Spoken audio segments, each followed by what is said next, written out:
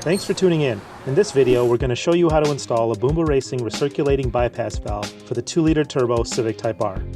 Yup, there it is.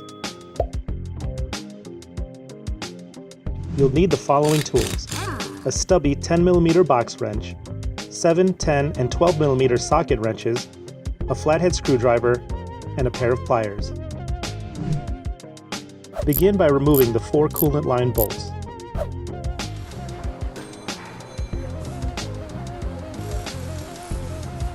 Loosen up the intake clamp. Disconnect the 3 wire harness plugs. Also, remove the 2 bolts securing the wire harness bracket and set it out of the way. Disconnect the vacuum line from the stock bypass valve and from the manifold and set it aside. Remove the 2 bolts securing the intake pipe. And remove the intake pipe. That gives us some more room.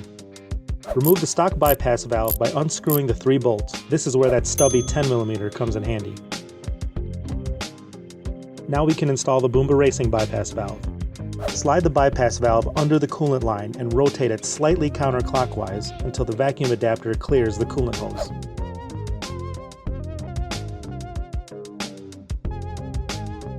Secure the bypass valve to the turbo housing.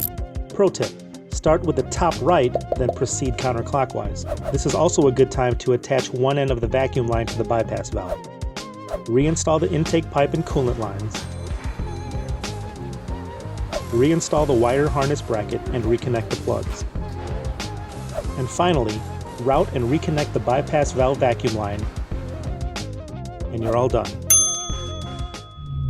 If you have any questions, leave them in the comments below or give us a call. Thanks for watching.